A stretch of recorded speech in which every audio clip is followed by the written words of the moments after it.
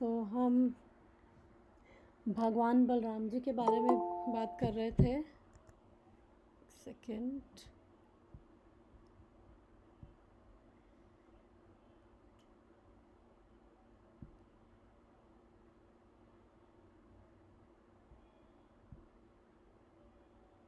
Okay, I think अब सारे वापस आ गए हैं और मेरी स्क्रीन भी आई होप सबको विजिबल है। हाँ जी मैम। हाँ जी, आज तो राखी पूर्णिमा है। बलराम पूर्णिमा बलराम जी की बर्थडे। बलराम जी माता जी आज प्रकट हुए हैं आज के दिन में, तो बलराम पूर्णिमा बोला जाता है या बलराम जयंती भी बोला जाता है। हाँ, ओके। बलराम जी की बर्थडे है। क्या चीज़ माता जी, वो क्या होता है? आज उनका प्राकट्य बलराम दिवस है, आज उनका बर्थडे बोल है। रहे हैं आई गेस। क्या चीज़? बर्थडे बोल रहे हैं आई यस, गेस। बर्थडे। हाँ जी, हाँ जी। भगवान हाँ, बलराम जी नॉर्मल। की बर्थडे। हाँ जी, हाँ जी, हाँ जी। भगवान का नॉर्मल बर्थ नहीं होता है, वो उनको हाँ, बोला जाता है कि वो प्रकट होते हैं, क्योंकि हमारी तरह उनका जन्म नहीं होता कर्मों के बंधन के कारण, और वो खुद से प्रकट होते हैं हम लोगों का उद्धार करने के लिए। तो आज बलराम जी का प्राकट्य दिवस है। तो मैं प्रकट दिवस। हाँ जी, हाँ जी। तो मैं वापस से दोबारा से स्टार्ट करती हूँ। एक सेकेंड, रिकॉर्डिंग स्टार्ट कर दी मैंने। यस। तो मैं बता रही थी कि बलराम जी जो हैं वो देवकी माता के हृदय में देवकी माता के गर्भ में 7वें पुत्र के रूप में वो आए थे, और वो 7 मंथ्स तक वहीं पर रहे थे। तो ये सिग्निफाई करता है कि जब भगवान आते हैं तो उससे पहले सब व्यवस्था करने की सब ठीक है। जैसे एग्जाम्पल से हम देखें तो प्राइम मिनिस्टर आता है, कहीं वो जा रहा है, तो आधी उसकी टीम पहले वहाँ पे पहुँच जाती है देखने के लिए कि सारा अरेंजमेंट ठीक है, सब प्रॉपर वे से हो रहा है। तो ऐसे ही बलराम जी जो हैं वो देवकी माता के गर्भ में 7वें पुत्र के रूप में आए थे। और दूसरे वे में इसको देखें तो ये सिग्निफाई करता है कि भगवान के आने से पहले या भक्ति से पहले हमारे हृदय में जो ये 6 विकार हैं, जब तक वो रहेंगे तो हमारा हृदय साफ नहीं होगा, तो तब तक भगवान कैसे आएंगे। तो ये 6 विकार, काम, क्रोध, लोभ, मोह, मद, मत्सर, ये जो 6 उनके पुत्र पहले कंस ने मार दिए थे, तो बेसिकली ये 6 तरह के विकार हैं, हमारे हृदय के अनर्था हैं। और फिर मैं बता रही थी कि जो बलराम का क्या मतलब है, कि बल प्लस राम, तो ये फिज़िकल बल या फिर ये मसल पावर, हॉर्स पावर, वो नहीं है। ये क्या है? आध्यात्मिक बल। और राम का मतलब है कि जो बल प्राप्त करके हम भगवान की सेवा कर सकते हैं और सेवा में लगते हैं, और उससे हमें जब पूर्ण आनंद जो प्राप्त होता है, तो उस आनंद को राम कहते हैं। तो राम मतलब वो आनंद, वो प्लेजर। तो इसलिए केवल बलराम जी हैं, उनकी कृपा से हमें आध्यात्मिक बल मिलता है, और आध्यात्मिक बल जब हमें मिलता है फिर हम भगवान की सेवा भक्ति कर सकते हैं, और उसमें फिर हमें जो आनंद मिलता है वो केवल बलराम जी की कृपा से मिलता है। और बलराम जी हैं वो धाम भी हैं, धाम का स्वरूप भी है। जैसे वृंदावन धाम, नवदीप धाम हो गए, तो बलराम जी धाम का भी स्वरूप है। तो अगर हम देखें कि जनरली लोग भगवान के धाम को, वृंदावन, मायापुर हो गया, उसको बाहरी दृष्टि से देखते हैं, तो वहाँ पे हमें गार्बेज दिखता है, लोग वहाँ पे स्पिट करते हैं, और कोई यूरिनेट कर रहा है तो, और उसको गार्बेज फेंक रहे हैं। तो बलराम, वो हम सब किस पे कर रहे हैं? पैर रख के चल रहे हैं, तो वो स्वयं बलराम जी हैं। लेकिन वो इतने, उनकी पोजीशन इतनी हम्बल है कि वो, अगर कोई भगवान कृष्ण के धाम भी आ रहा है तो वो इतना प्रसन्न होते हैं कि ये भगवान कृष्ण की भक्ति करने, भगवान कृष्ण की प्रसन्नता के लिए आ रहा है, तो वो कोई अपराध नहीं लेते, वो उस हम्बल पोजीशन में रहते हैं। और उनमें और कृष्ण में कोई डिफरेंस नहीं है। बट प्रभुपाद बोलते हैं कि बलराम जी इज़ 98% कृष्णा ओनली। तो डिफरेंस क्या है? डिफरेंस है केवल कलर का और केवल मूड का।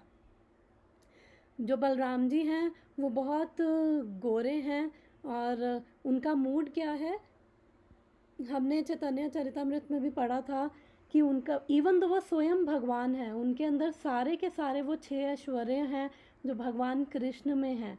स्वयं भगवान है, वो इंडिपेंडेंट है, लेकिन वो कैसे भगवान हैं? वो सेवक भगवान हैं। वो सेवा करना चाहते हैं, वो कृष्ण की सेवा करना चाहते हैं। तो और वो अलग अलग रसों में भगवान कृष्ण की सेवा करते हैं। तो हमें पता है कि प्राइमरी जो रस है, रस यानी कि अलग अलग संबंध, अलग अलग रिलेशनशिप्स में भगवान के साथ जो 5 प्राइमरी रसा हैं, 5 प्राइमरी रिलेशनशिप्स हैं जिसमें भगवान कृष्ण के साथ वो आदान प्रदान किया जाता है। तो पहला है शांत रस, तो वो भगवान के थ्रोन बन जाते हैं। वो स्पिरिचुअल वर्ल्ड, आध्यात्मिक जगत में भगवान के थ्रोन, भगवान के स्लीपर्स, भगवान के गारमेंट, भगवान का बेड, जो भी पैराफर्नीलिया भगवान को चाहिए वो सब बलराम जी होते हैं। इवन अगर हम मृदंग की भी बात करें तो मृदंग, जो भी हमारे ये भक्ति में जो भी इंस्ट्रूमेंट्स हैं, मृदंग हो गया, करताल हो गया, इन सबको भी एक्चुअली में भगवान बलराम की ही एक्सपेंशन मानी जाती है। और अगर कोई मृदंग सीख रहा है तो उसको पता होगा पहले बलराम जी का मंत्र पढ़ा जाता है, बलराम जी से प्रार्थना की जाती है, क्योंकि जितना भी पैराफर्नीलिया है भगवान का वो सब क्या है? बलराम जी का ही स्वरूप है। तो शांत रस में वो ऐसे सर्व करते हैं। और फिर अगर हम बात करें साख्य रस की, फ्रेंडशिप में, तो भगवान कृष्ण और बलराम आपस में जब खेलते थे तो वो इतनी सुंदर लीलाएं करते थे। और इवन भगवान के जो फ्रेंड्स हैं, काउहर्ड फ्रेंड्स हैं, ग्वाल बाल हैं, गोप सखा हैं, वो सब भी भगवान के साथ खेलते थे। तो इसलिए नहीं कि जैसे आजकल के बच्चों को देखे तो खेल रहे हैं क्योंकि बोर हो रहे हैं या फिर आउट ऑफ कंपटीशन, बट वो खेलते थे वो भगवान कृष्ण को, बलराम जी को प्लेजर देने के लिए। और इवन बलराम जी भी अगर भगवान के साथ सखा रस में हैं तो वो केवल भगवान कृष्ण को और प्लेजर दे रहे हैं, क्योंकि भगवान कृष्ण को बहुत अच्छा लगता है कि अलग अलग रसों में भगवान के साथ आदान प्रदान किया जाए। तो जब वो खेलते थे तो इवन वो कृष्ण को कई बारी वो कृष्ण के पैर दबा रहे होते थे, कई बारी थक जाते थे, वो किसी गोप सखा के सर पे गोद में सर रखते, फिर भगवान कृष्ण सर रखते तो वो उनके पैर दबाते, और जब बलराम जी सर रखते तो भगवान कृष्ण उनके पैर दबाते। तो वो एक जैसे नॉर्मल फ्रेंड्स में जो भाव होता है, इवन वो जब खेलते थे तो इतनी लीलाएं करते थे, एक दूसरे का मजाक उड़ाते थे, एक दूसरे को पिंच करना, एक दूसरे को स्लैप करना, तो आपस में वो ऐसे आनंद लेते थे। और कई बारी कृष्ण जो हैं वो मोर नाच रहा होता था तो कृष्ण बोलते थे इसको नाचना नहीं आता, मैं नाच के दिखाता हूँ। तो कृष्ण मोर की तरह नाचने लग जाते, फिर सारे बहुत हंसते और सारे बहुत आनंद लेते। और फिर कई बार क्या होता कि आपस में जैसे कोई कुआं है और उसके अंदर या फिर कोई पहाड़ी के ऊपर से जब आप जाते हो, आप कुछ बोलते हो तो बहुत इको होता है आवाज़ का, तो वो क्या करते, गालियाँ देते, और फिर उसके बाद जब वो वापस आवाज़ आती, इको आता, तो फिर वो बोलते अरे ये कौन है, ये कौन है। तो ऐसे आपस में वो आनंद लेते थे। और फिर वो कई बार मेंढक की तरह वो जब मेंढक को देखते तो मेंढक की तरह एक्ट करते, मेंढक की तरह उछलते कूदते। तो ये सारा जो वो कर रहे थे केवल कृष्ण की प्रसन्नता के लिए, और कृष्ण बहुत प्रसन्न होते। तो मैं अमरेंद्र प्रभु जी के लेक्चर में सुन रही थी, तो बलराम जी कई बार उनको छेड़ते कि कृष्णा तुम्हें पता है एक सीक्रेट? तो वो कृष्ण कहते क्या? तो बलराम जी बोलते कि देखो मैं गोरा हूँ, यशोदा मैया गोरी है, नंद बाबा गोरे हैं, लेकिन तुम काले हो, तुम्हें पता है तुम्हें कहीं से उठा के लाया गया था। फिर कृष्ण जाते, रोते और चिल्लाते और फिर यशोदा मैया के पास भाग के जाते और फिर यशोदा मैया को वो शिकायत करते। तो बलराम जी और सारे वो सखा उनके साथ वो देख के हंसने लग जाते। तो इस तरह से वो अलग अलग भगवान कृष्ण के साथ लीलाएं करते और उनको केवल उनको आनंद प्रदान करते, भगवान कृष्ण को। फिर ये तो साख्य रस हो गया। फिर दास्य रस में उनके वो पैर दबाते और वात्सल्य रस में उनके लिए काफ़ी, जैसे पेरेंट्स प्रोटेक्टिव होते हैं ना, उनके लिए प्रोटेक्टिव हो जाते। तो जब कृष्ण का बर्थडे सेलिब्रेट किया जाता था तो उन्होंने एक बार उन्होंने बोला कि यमुना जी पे जाके मैं सेलिब्रेट करूँगा। तो बलराम जी ने सुबल को बोला नहीं, इनको यमुना जी मत जाने देना और इनको तुम ध्यान रखना। तो मतलब उनका वात्सल्य भाव भी था और इवन माधुर्य भाव से भी वो भगवान कृष्ण को सर्व करते।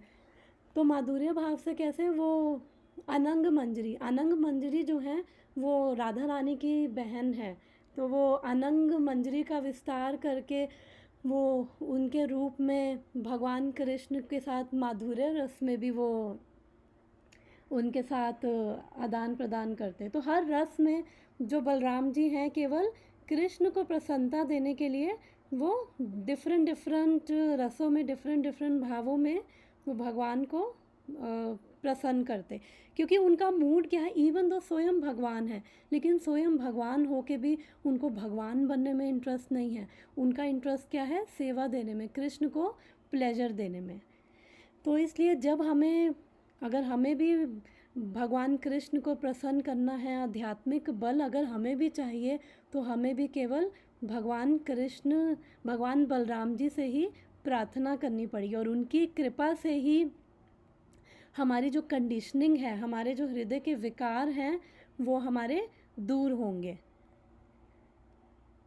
एंड फिर उन्होंने, बलराम जी ने 2 असुरों को मारा। तो उसके अभी पास टाइम पे मैं आऊँगी, एक धेनुकासुर और एक प्रलंभासुर। तो उनका भी बड़ा सुंदर विवरण है, उनको डिस्कस करेंगे। तो अगर हमें कृष्ण से प्रीति करनी है तो हमें हृदय से इस राग और द्वेष को निकालना पड़ेगा, इस राग और द्वेष के ऊपर उठना पड़ेगा। हमारी बेसिकली कंडीशनिंग है। राग यानी कि हमारे जो अटैचमेंट्स है और द्वेष यानी जो हमारी हेट्रेड्स हैं, क्योंकि जो हमें हमारे को प्लेजर दे रही हैं चीज़ें, उनसे हमें राग हो जाता है, चाहे वो भक्ति हो चाहे वो भौतिक संसार हो। भक्ति में भी हम केवल कई बार वही सेवाएं करना चाहते हैं जिससे हमें खुशी मिल रही है, और फिर जो जिससे हमें खुशी नहीं मिल रही उससे हमें क्या होता है, द्वेष होता है। तो भगवान भगवत गीता में बोलते हैं 3rd चैप्टर में, इंद्रियस्य इंद्रियार्थे राग द्वेष व्यवस्थित हो। तो बेसिकली इन राग और द्वेष को व्यवस्थित करना है। और जो भी हमारे हृदय के विकार हैं ये राग और द्वेष हैं, तो शिला भक्ति विनोद ठाकुर बताते हैं कि ये किस वजह से हैं। ये हमारे हृदय की जो दुर्बल्यम है, हमारा हार्ट क्या होता है, इन चीज़ों की वजह से क्या होता है, वीक हो जाता है। तो इसे क्या कहते हैं, हृदय दौर्बल्यम। तो ये 4 चीज़ों की वजह से हमारा जो हृदय है वो दुर्बल हो जाता है, हमारा हृदय वीक हो जाता है। तो वो 4 चीज़ें क्या हैं, एक तो है तुच्छ आसक्ति, यानी कि छोटी छोटी चीज़ों से हमें अटैचमेंट हो जाती है। जैसे हमारे घर में कोई भी चीज़ हो गई, हमारा आईफोन तो चलो फिर भी बहुत बड़ी चीज़ है। घर में हम को जैसे हम बैग्स लाते हैं, थैलियाँ भी लाते हैं सब्जी या ग्रॉसरी की, तो हम वो भी संभाल के रख लेते हैं, उससे भी हमें अटैचमेंट हो जाती है कि अरे नहीं ये भी हमारी है, हम लाए हैं, इसमें हमारी है, हमारे काम आएगी। तो आईफोन तो खैर बड़ी चीज़ है।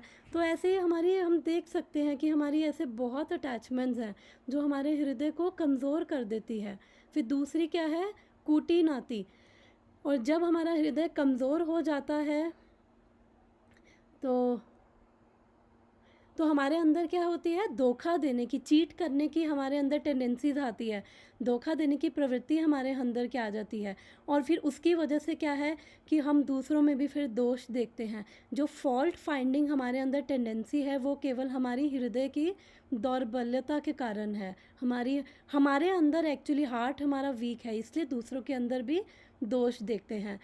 फिर तीसरी क्या है, मात्सर्य, जो द्वेष। द्वेष यानी कि दूसरों से नफ़रत और दूसरों को कम समझना।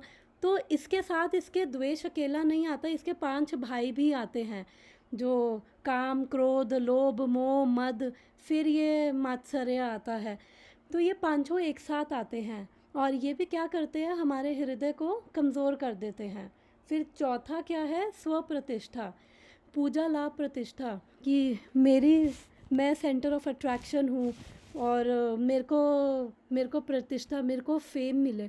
तो हमारी हर चीज़ हम इसी मोटिवेशन से करने लग जाते हैं। तो ये भी क्या है, हमारे हृदय की दौर्बल्यम है। तो ये चारों चीज़ें जो हैं हमारे हृदय की कमज़ोरी को दर्शाती है, ये सारी चीज़ें।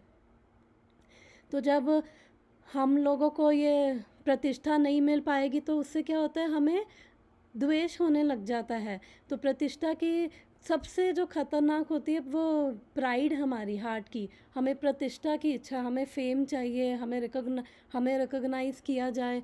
तो वो हमारे जो हृदय को क्या करती है, वो हमारे हृदय के अंदर वो कपट पैदा कर देती है। तो आज बलराम जयंती है, तो हम पूरे हृदय से खोल कर हम भगवान बलराम जी से प्रार्थना करें कि वो हमारे अंदर ये दुर्बलताएं हैं तो वो इन सब कमज़ोरी को हमारे हृदय से दूर करें। और फिर जब हमारे हृदय से ये दूर होगा तो फिर तब कृष्ण हमारे हृदय में, भक्ति हमारे हृदय में प्रवेश कर पाएगी। तो भगवान भी बोलते हैं भगवत गीता में, सर्वधर्मान परित्यज्य माम एकम शरणम व्रज, बहुत फेमस श्लोक है। फिर लास्ट में बोलते हैं माँ शुचः, डरो मत, डोंट हेजिटेट। लेकिन डर लगता है हमें भगवान की शरण में जाने के, हेजिटेशन होती है हमें, चाहे हमें बाहर से हमें नहीं पता लेकिन अंदर से सूक्ष्म वे में वो हेजिटेशन है। तो वो किस वजह से, वो भी हमारे ये हृदय की कमज़ोरी के कारण है। तो ये कमज़ोरियाँ जो हमारी केवल बलराम जी की कृपा से दूर हो सकती है, और बलराम जी और कृष्ण में तो कोई अंतर ही नहीं है। तो इवन जीव गोस्वामी कहते हैं कि कृष्णस्तु भगवान स्वयं, जो हम भागवतम में पढ़ रहे थे, तो ये दोनों के लिए है, कृष्ण बलराम दोनों के लिए है। और फिर चैतन्य, और इवन हमारी जो हृदय की भी कमज़ोरी है तो वो किस वजह से है, क्योंकि हम प्रार्थना भी नहीं करते हैं बलराम जी से, या भगवान से हम प्रार्थना भी नहीं करते। इवन हमारे हृदय में इतने विकार होंगे। पहला तो चीज़ है, हम एक्सेप्ट भी नहीं करते हैं, और दूसरी चीज़ है कि अगर एक्सेप्ट करें तो फिर हम प्रार्थना नहीं करते, क्योंकि हमारा जो ये दिक्कत है, हमारे ये जो, जैसे हमारे को बचपन से ही हमारा एजुकेशन सिस्टम, हर चीज़ हमारे अंदर ऐसी डाली गई है कि हमें हर चीज़ को ना दबाने की आदत है, अंडर द रग होता है ना, कि नहीं कुछ नहीं है ऐसा, हम लोग बिल्कुल परफेक्ट हैं, कुछ हमारे साथ गड़बड़ नहीं है, कुछ है तो अंडर द रग डाल दो कि कुछ भी नहीं है, एवरीथिंग इज़ ओके। तो हम ये भी हमारी फिर ड्यूप्लिसिटी आगे बन जाती है, ये सब चीज़ें हमारे हृदय को कपट के रूप में आ जाती हैं। तो जो, और फिर हम भगवान से एक्चुअली प्रार्थना भी नहीं कर पाते हैं, क्योंकि हमारा एजुकेशन सिस्टम भी ऐसा है, हमें बोला जाता है कि हमें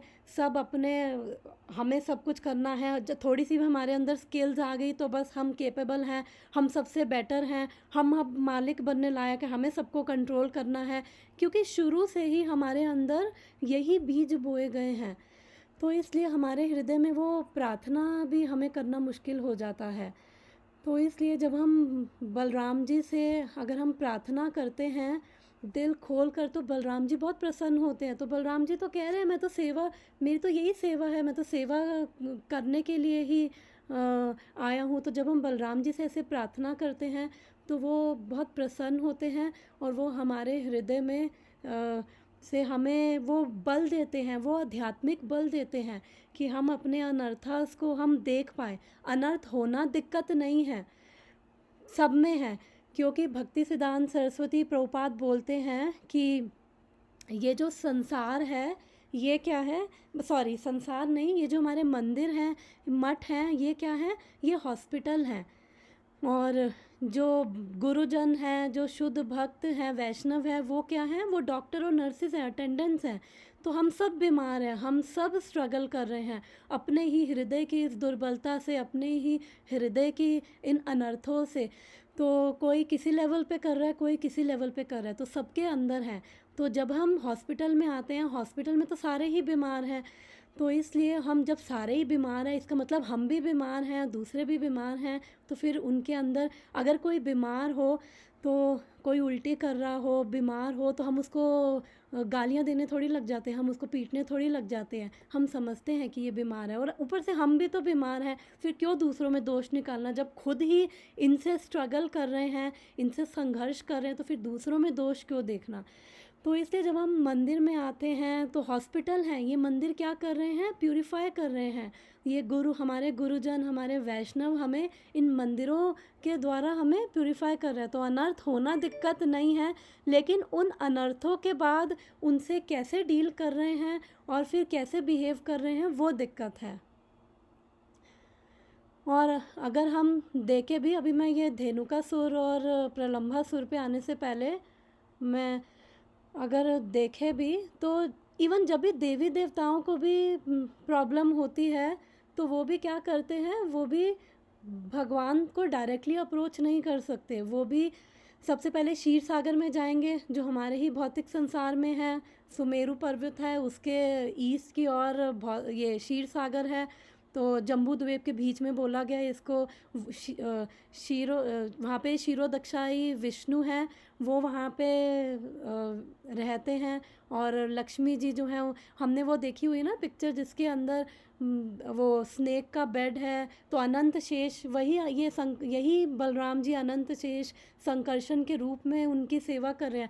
लक्ष्मी जी उनके पाँव दबा रही है। तो देवी देवताओं को भी जब दिक्कत होती है, तो वो केवल क्षीर सागर तक जाते हैं, और भगवान ज़रूरी नहीं उनको दर्शन दे। तो ये क्षीरोदक्षाई विष्णु भी कौन है, ये बलराम जी जो हैं, वो प्रथम एक्सपेंशन हैं, ये कृष्ण के विस्तार हैं।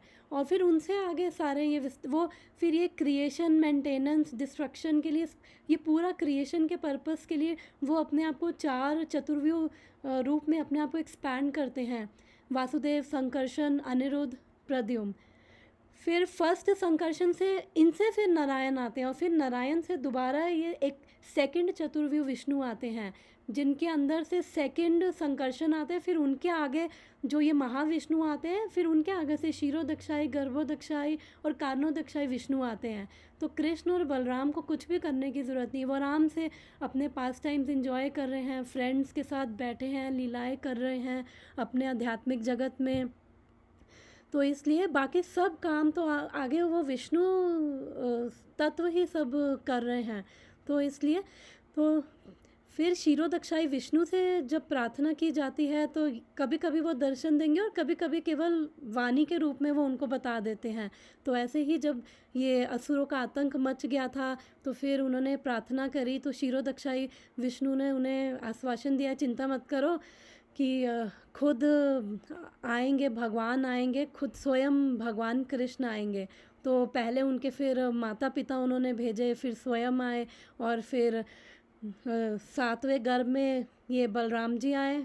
फिर जब उन्होंने देखा सब व्यवस्था ठीक है, फिर उसके बाद रोहिणी के गर्भ में योग माया ने उनको ट्रांसफ़र किया।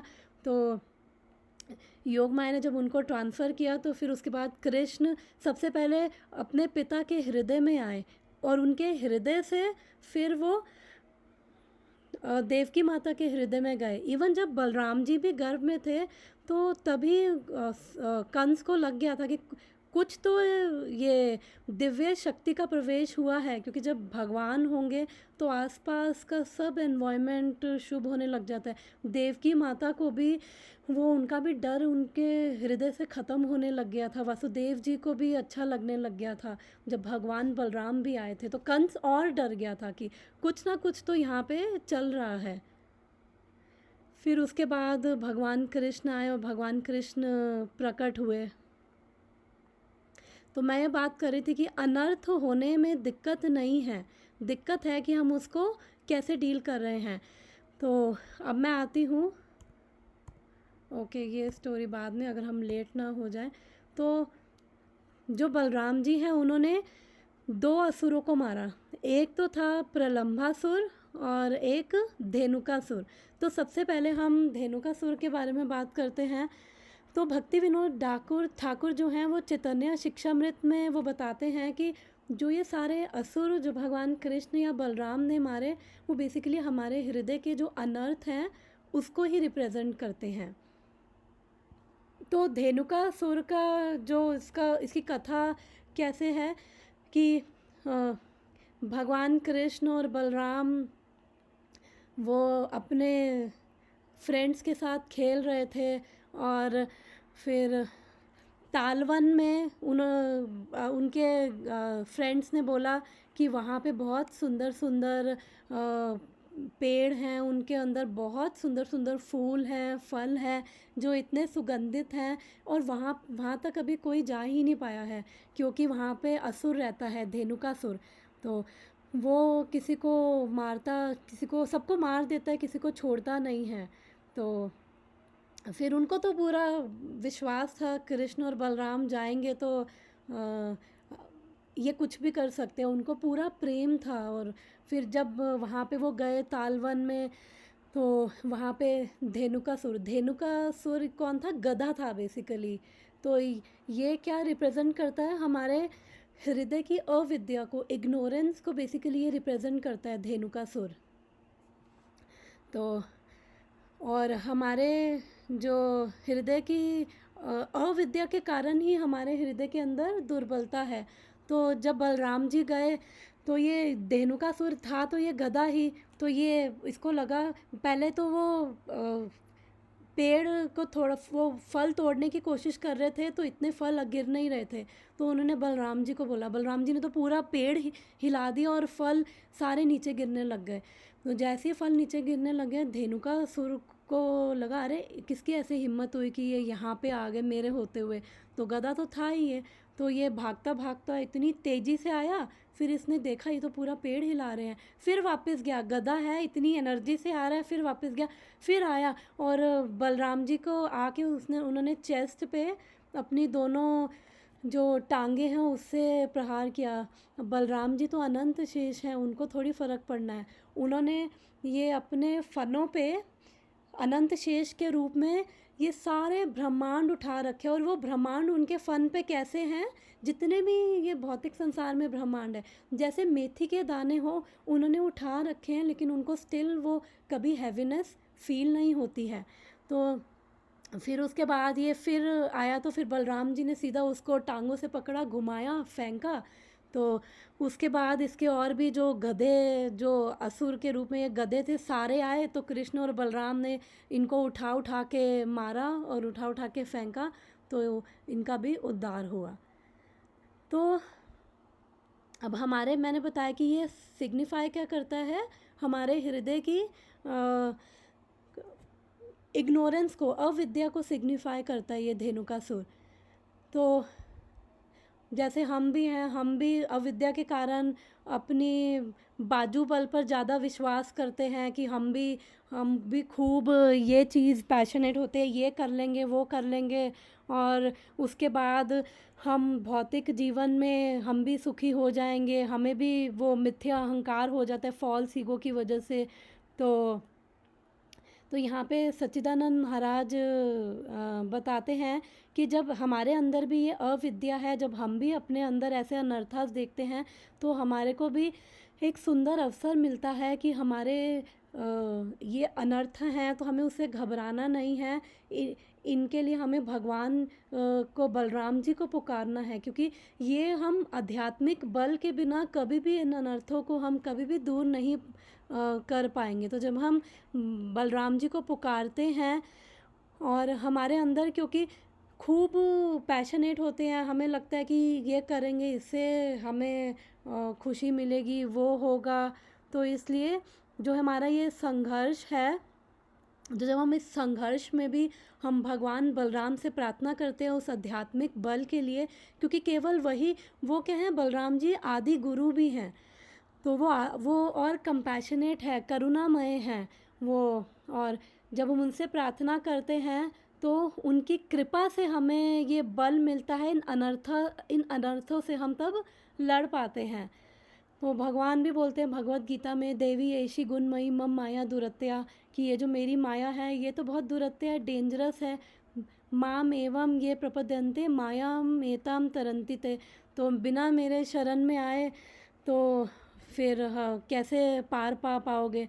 तो इसलिए जो हम एफ़र्ट कर रहे हैं, हम संघर्ष कर रहे हैं, उसके साथ में हम कितना एफ़र्ट डाल रहे हैं, हम सक्सेसफुल हो ना हो डज़न्ट मैटर, चाहे हम फेल भी हो रहे हैं बट हम अपना 100% एफ़र्ट कर रहे हैं, भगवान से प्रार्थना कर रहे हैं।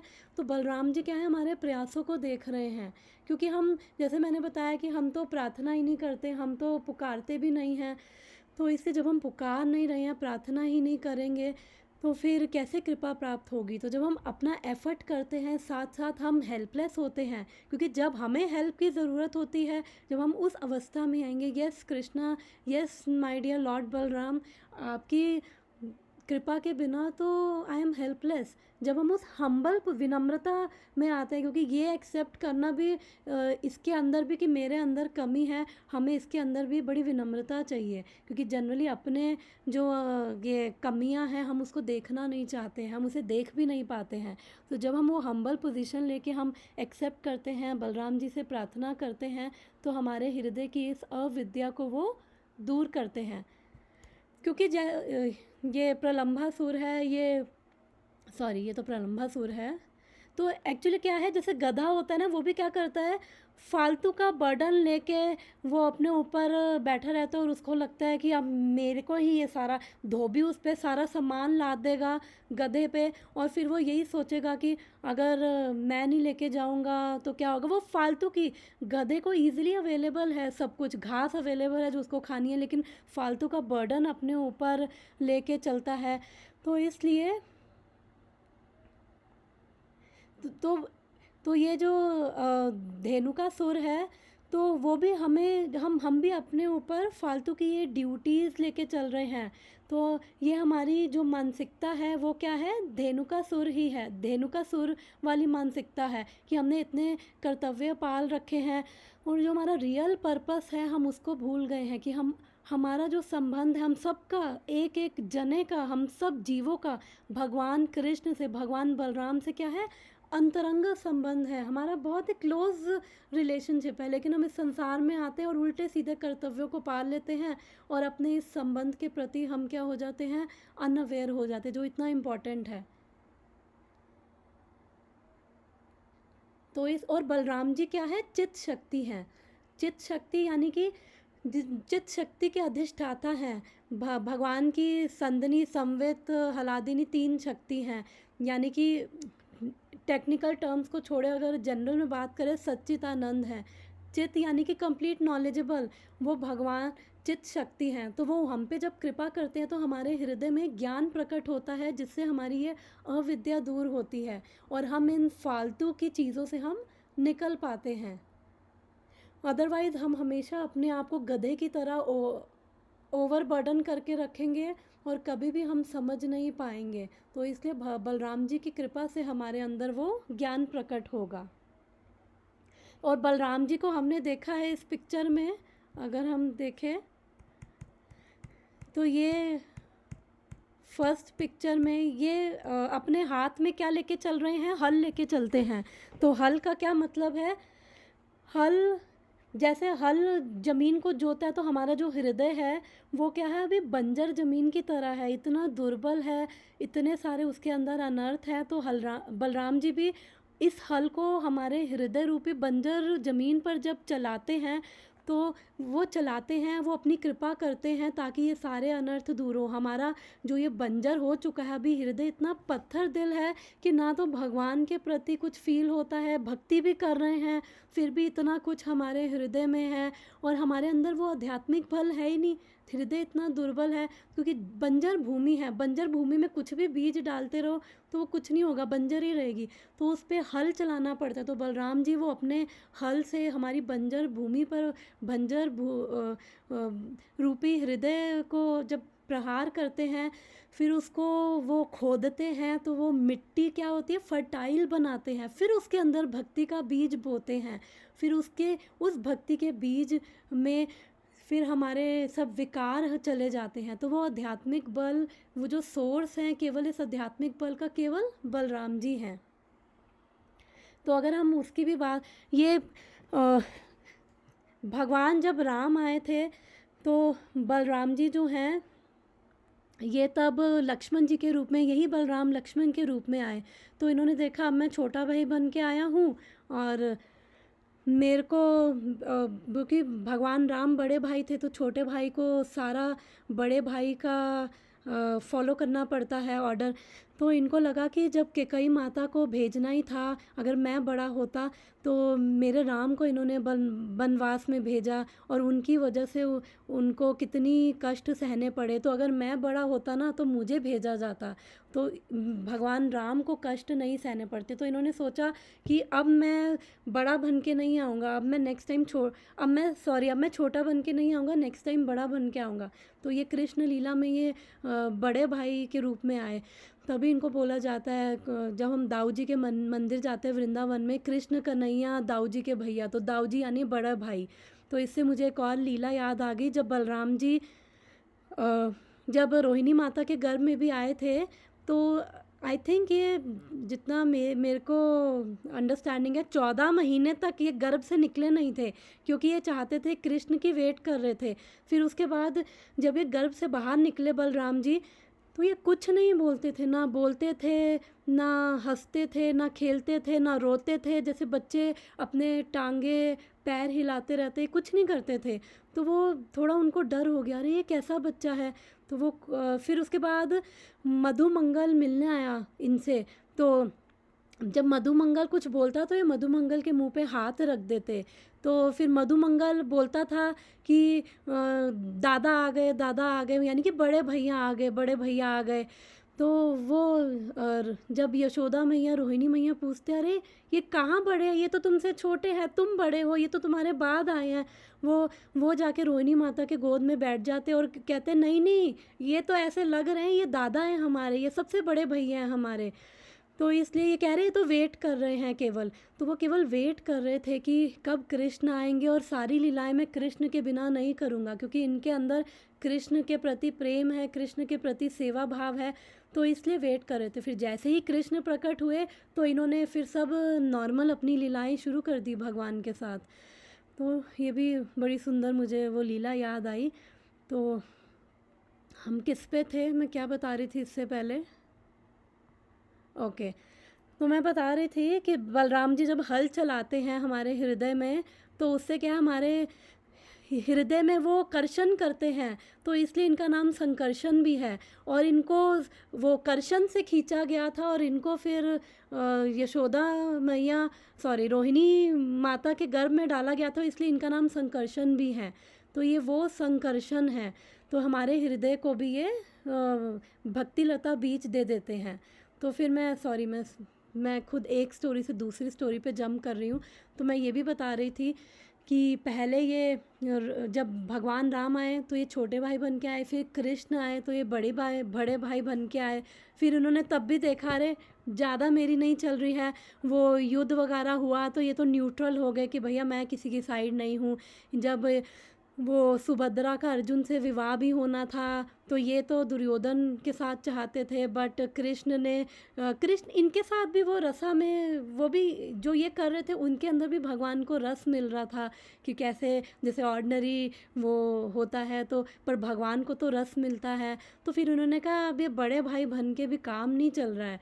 तो इन्होंने कहा अब मैं आऊँगा तो अब मैं भाई नहीं बन के आना, पर ये दोनों तो एटर्नल ब्रदर्स हैं, तो अब उन्होंने कहा अब मैं आऊँगा, लेकिन मैं अब अलग माता के गर्भ से आऊँगा, ताकि अब मैं इनकी और अच्छे से सेवा कर सकूँ। तो अब कलयुग में ये दोनों भाई कृष्ण और बलराम किस रूप में आए हैं? भगवान चैतन्य महाप्रभु कृष्ण के रूप में, और बलराम जी नित्यानंद प्रभु के रूप में। तो वो अलग अलग माँ के गर्भ से कलयुग में प्रकट हुए। और इनकी फिर और भी सुंदर लीला आती है कि कैसे इन्होंने जब ये आए तो चैतन्य महाप्रभु को तो क्या बोला जाता है, औदार अवतार की, इतने कंपैशनेट है, इतने मर्सीफुल हैं कि वो तो सबको दरवाज़ा खटका के वो बोलते थे कि हरि नाम करो, हरे कृष्णा कृष्ण कृष्ण हरे हरे, हरे राम राम राम हरे हरे। वो सबसे प्रार्थना करते थे जिनसे भी मिलते थे। और अब हम चैतन्य चरितमृत में उनकी बाल लीलाओं के बारे में पढ़ रहे हैं, तो भी बाल लीलाएं ख़त्म हुई हैं। अब उनकी वो पौगंड लीला, यानी कि जो 5 से 10 वर्ष की लीलाएं हैं वो शुरू करी हैं, तो बहुत ही सुंदर हैं। कृष्ण की तरह बहुत ही मधुर लीलाएं हैं चैतन्य महाप्रभु की भी। तो ये नित्यानंद प्रभु तो और भी मर्सीफुल हैं। चैतन्य महाप्रभु को तो औदार रूप बोला जाता है, नित्यानंद प्रभु और भी मर्सीफुल हैं। तो चैतन्य महाप्रभु कह रहे हैं कि कि कि आप बस कृष्ण का नाम लो, आपको मर्सी मिल जाएगी। तो ये कहते हैं आपको कुछ करने की ज़रूरत नहीं, मैं आपको ऐसे ही मर्सी दे दूँगा। बस हमें इनसे आज बलराम पूर्णिमा है, तो हमें इनसे केवल प्रार्थना करनी है, हृदय खोल के बलराम जी से प्रार्थना करनी है कि हमें भी आप वो आध्यात्मिक बल दो, जिससे हम भी कृष्ण नाम को, कृष्ण प्रेम को हम भी अनुभव कर सके, और हम भी कृष्ण की प्रसन्नता के लिए, कृष्ण के प्रेम के लिए हम भी भक्ति, और हम भी कृष्ण की सेवा में लग सके।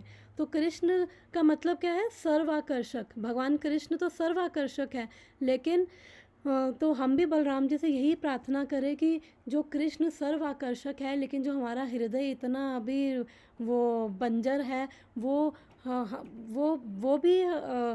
वो बंजर हृदय भी हमारा इस कृष्ण, जो सर्वाकर्षक भगवान कृष्ण है, वो भी हमारा बंजर हृदय उपजाऊ हो जाए, और वो भी भगवान कृष्ण की मर्सी को, भगवान कृष्ण की कृपा को, भगवान कृष्ण की भक्ति और प्रेम को हमारा हृदय भी अनुभव कर सके। तो आज बहुत ही सुंदर और शुभ दिन है, तो आज ज़्यादा से ज़्यादा हरि नाम की माला करनी चाहिए। तो जो जितनी माला कर रहा है उस कोशिश करे कि उससे ज़्यादा ही करे, और इस मूड में रह कर कि अगर माला भी नहीं हो रही तो हम भगवान से प्रार्थना करें। अगर प्रार्थना भी हमसे नहीं होती है, क्योंकि मैंने सुना था, बोलते हैं कि हमें कृष्ण के लिए रो के प्रार्थना करनी चाहिए। तो अगर कृष्ण के लिए हमें रोना नहीं आ रहा, तो हम उसके लिए हम भगवान से प्रार्थना करें कि उसके लिए हम रोएं, कि हमें कृष्ण के लिए रोना भी नहीं आता, हमें कृष्ण के लिए प्रार्थना भी नहीं आती, तो हम बलराम जी से वो प्रार्थना कर सकते हैं। तो ये नित्यानंद प्रभु के रूप में आए हैं, और ये और मर्सीफुल हैं। ये आई थिंक 15 मिनट्स रह गए हैं। तो जगाई मदाई का भी हमने सुना है कि जगाई मदाई सारे तरह के उन्होंने पाप किए थे, और एक लेक्चर में मैंने सुना था कि वो मनु संहिता में से देखते थे कि कौन कौन से पाप अभी बचे हैं, कौन कौन से पाप है, तो वो टिक लगाते थे। मतलब इतने पापी थे। ब्राह्मणों के यज्ञ में जाके वो यूरिन पास कर देना, स्टूल पास कर देना, वुमेनाइज़र, एल्कोहलिक, ड्रग एडिक्ट, कोई ऐसा पाप नहीं था जो उन्होंने ना किया हो। तो जब ये चैतन्य महाप्रभु ने नित्यानंद प्रभु यानी कि बलराम जी जो हैं और हरिदास ठाकुर को बोला था कि आप दोनों जाओ और सबको बोलो हरि नाम के लिए, क्योंकि जो भक्ति इतनी रेयर है वो चैतन्य महाप्रभु ने आके सबको बांटना चाहिए। जो जो किसी को प्राप्त नहीं होती है इजीली, वो चैतन्य महाप्रभु ने सबको इजीली दी। तो इन्होंने इनसे बोला कि आप जाके उनको आप उन सबको प्रार्थना करो कि आप हरि नाम लो। तो वो सबको जाके बोलते थे कि कृष्ण ही माता है, कृष्ण ही पिता, उनके सिवा और कोई नहीं है। तो फिर एक दिन जगाई मदाई का जब इन्होंने सुन तो रखा था, तो हरिदास ठाकुर ने कहा नहीं नहीं, अच्छा आइडिया नहीं है, मैं इनसे दूर रहूँगा। उनका मूड डिफरेंट था।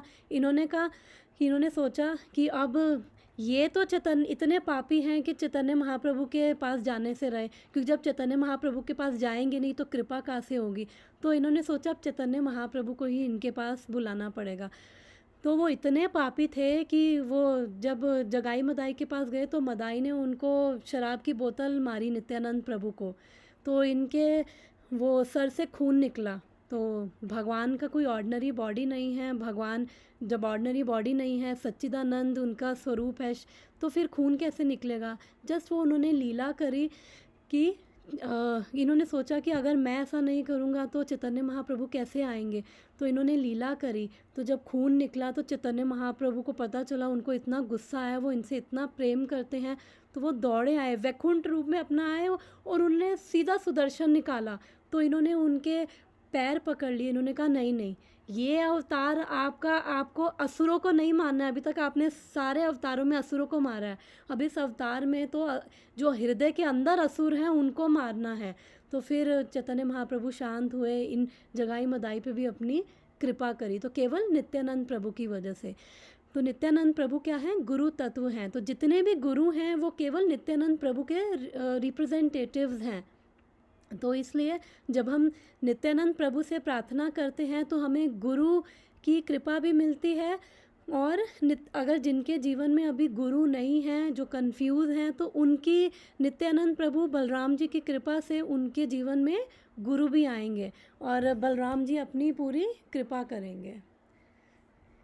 तो कोई मेरे को टाइम बताएगा कितना है, फिर मैं एक और वो लूँगी। ओके 12 मिनट्स है, ठीक है,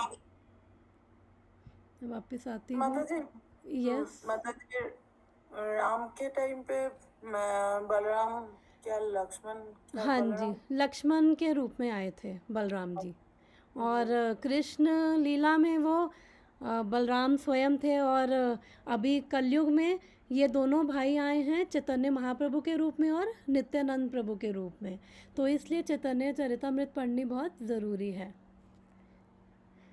तो अब सेकंड 12 मिनट्स रह गए हैं, तो मैंने थोड़ी चीज़ें मिस करी हैं, तो कट शॉर्ट करते हुए अब मैं प्रलंबा सुर, अभी हमने किसका, धेनु का सुर का किया था, अब मैं सेकंड डीमन जो है प्रलंबा सुर, अब मैं उस पर आती हूँ, शॉर्ट में इसको बताती हूँ। तो अभी प्रलंबा सुर जो है, तो इसकी लीला ऐसे आती है शॉर्ट में, अगर मैं इसको बताऊँ तो कृष्ण बलराम जो हैं, एक्चुअली जब भगवान गाय भी चराने जाते थे ना, तो उनका पर्पस गाय चराना नहीं होता था, क्योंकि गाय तो भोली भाली होती है, और कृष्ण की तो वो सीधा सीधा कृष्ण की आज्ञा पे वो अपना चरती रहती थी। और जब कृष्ण शाम को जब जाना होता बंसुरी बजाते, तो सारी लाइन लगा के भगवान की बंसुरी सुन के सारी इधर उधर जो होती थी, कृष्ण कईयों को नाम से भी बुलाते, तो सारी लाइन लगा के वापस आ जाती थी। तो मेन पर्पस तो भगवान का खेलना होता था, कि वो जब खेलते थे अपने फ्रेंड्स के साथ, उनके साथ ग्वाल बालों के साथ उठते थे, बलराम जी के साथ खेलते उठते थे, तो वो सुंदर लीलाएं करते थे, वो उनका मेन पर्पस होता था।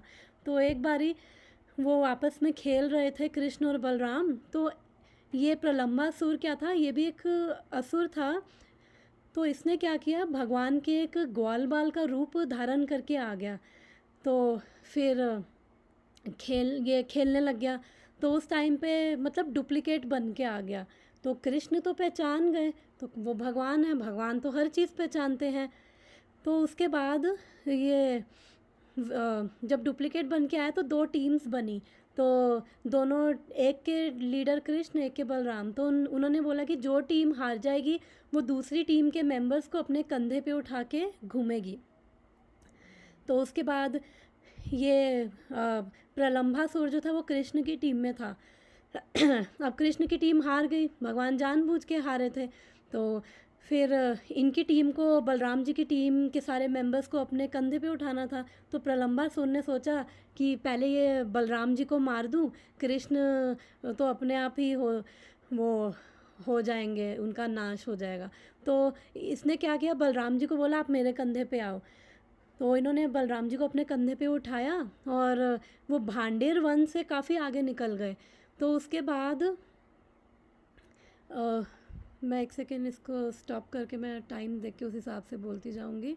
तो ये भांडेर वन से काफ़ी आगे निकल गए, तो फिर बलराम जी को लगा हाँ कुछ गड़बड़ है, वो फिर समझ गए। तो उन्होंने क्या किया कि वो हैवी होते गए, तो इसको उठाना मुश्किल हो गया।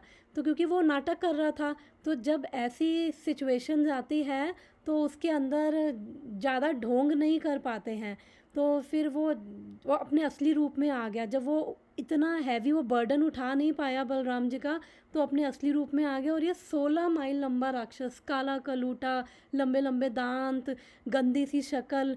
तो फिर बलराम जी ने कुछ नहीं, उन्होंने तो बस एक मुक्का मारा और उसी टाइम ये वहीं पे ढेर हो गया।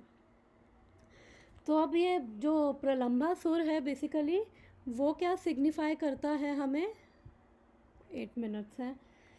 तो जो प्रलंबासुर है वो भक्ति विनोद ठाकुर बोलते हैं कि वो सिग्निफाई करता है हमारे हृदय की, एक सेकंड मैं वो शेयर करती हूँ अपनी स्क्रीन। दो चीज़ें प्रलंबासुर सिग्निफाई करता है, मैं वो उस पर पीपीटी में दिखाती हूँ। एक तो हमारे हृदय की काम वासना को, सूक्ष्म रूप में तो वो हमारे हृदय की काम वासना को दिखाता है, ये सॉरी वो ग्रॉस फॉर्म में। ऊपर से तो हमें लगता है कि ये जो मैन वुमेन अट्रैक्शन है, एक दूसरे को भोग करना, ये तो वो टिप ऑफ द आइसबर्ग है। लेकिन ये सटल फॉर्म में यानी सूक्ष्म रूप में हमें ये सिग्निफाई करता है दूसरों को कंट्रोल करने की भावना। और क्योंकि हम दूसरों को कंट्रोल करना चाहते हैं, इसलिए हम चाहते हैं कि वो हमारी सारी चीज़ें पूरी करे, जो हमारी नीड्स हैं, हमारी इच्छाएं हैं, वो हमारे हिसाब से चले, तो वो पूरी करे। तो किसी की अगर ये ग्रॉस फॉर्म ऑफ लस्ट अगर वो कॉन्कर भी कर लेना कि चलो मैं तो अब ब्रह्मचारी बन गया, मेरे अंदर ये काम वासना नहीं है, तो काम वासना को अगर वो कॉन्कर भी कर लेना, तो नीचे ये इतनी लंबी जो वो है, वो अंदर सटल फॉर्म में क्या है, ये पूजा लाभ प्रतिष्ठा, अपने आप को ग्लोरीफाई करना, अपनी ईगो को सेटिस्फाई करना, दूसरों को मैनिपुलेट करना, दूसरों को कंट्रोल करना, तो ये सब क्या है हमारी सटल रूप में हमारी ये जो इच्छा है वो क्या है, ये प्रलंबासुर उसको सिग्निफाई करता है। तो एक सेकेंड,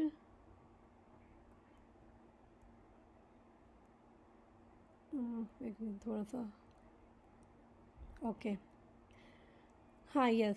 तो मैं बता रही थी कि ये हमारे ये दोनों चीज़ों को, काम वासना को भी, और हमारी इतनी सारी वासनाएं हैं, और अंदर सूक्ष्म रूप में ये हमारी ये इस पूजा लाभ प्रतिष्ठा को, क्योंकि ऊपर से ये चीज़ें चली जाएंगी, ऊपर से काम वासना भी एक हद तक जा सकती है, और एक्चुअली में काम वासना की वजह से हम लोग यहाँ पे हैं, वो भी एक हद तक चली जाएगी काम वासना भी, लेकिन अंदर से जो वो ये पूजा लाभ प्रतिष्ठा है कि मेरी ग्लोरिफिकेशन हो, I should be the centre of attraction, वो चीज़ कभी हृदय से, जो वो प्रतिष्ठा की भावना है वो हृदय से कभी नहीं जाती है, वो बहुत मुश्किल हो जाती है।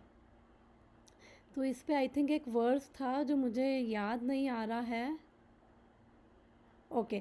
और भगवान भगवत गीता में भी बताते हैं कि काम ऐशा क्रोध ऐशा रजोगुना समुद्भवा, कि ये जो काम है ये कहाँ से स्टार्ट होता है, ये रजोगुण और तमोगुण से ये स्टार्ट होता है। और ये क्या है, महाशनो महापापो विद्या एनम इह वैरी नाम, कि ये हमारा नित्य वैरी है।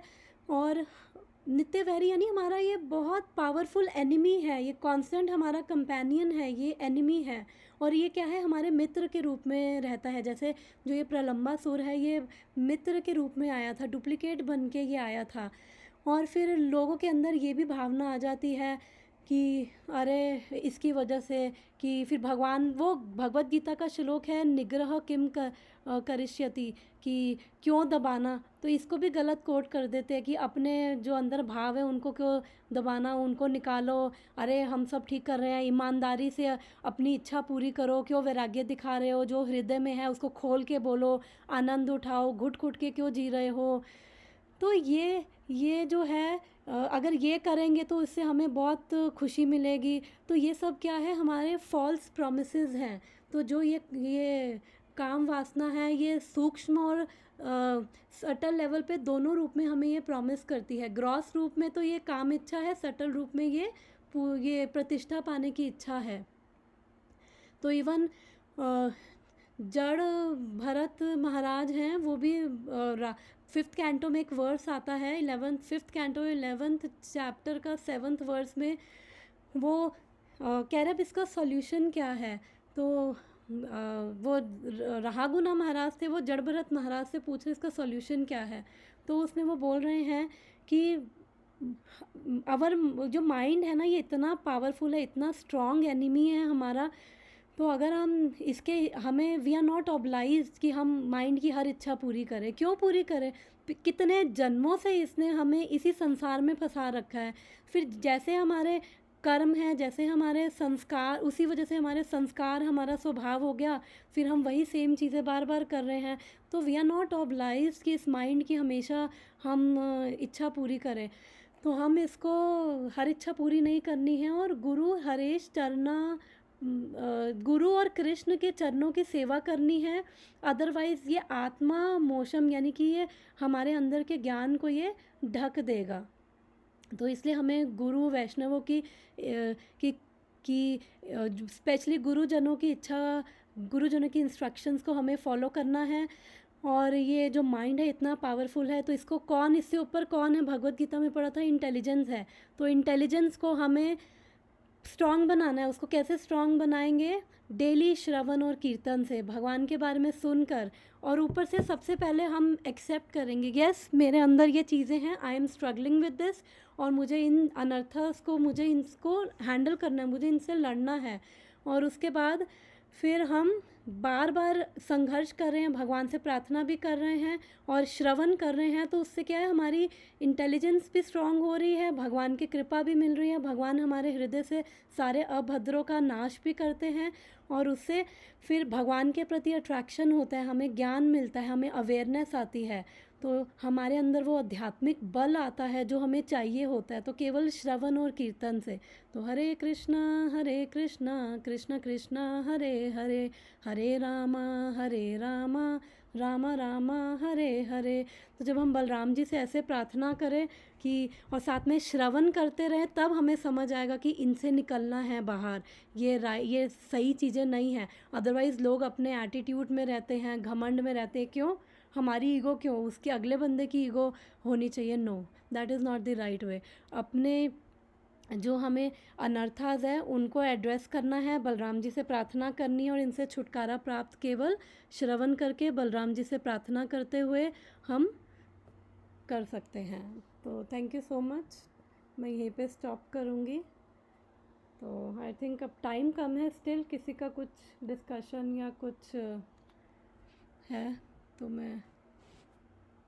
थैंक यू माता जी, बहुत अच्छा लगा। मतलब मैंने कभी में सुना नहीं था कि प्रलंबा सुर से प्रेजेंट करता हूँ। थैंक यू सो मच माता जी। All glories to Shila Prabhupada, all glories to Shila Gurudev. Thank you so much माता जी। हरे कृष्णा एवरीवन। हरे कृष्णा। हरे कृष्णा। हरे कृष्णा माता जी। कॉल कट जाएगी, हम मिलते हैं नेक्स्ट वीक। हरे कृष्णा एवरीवन।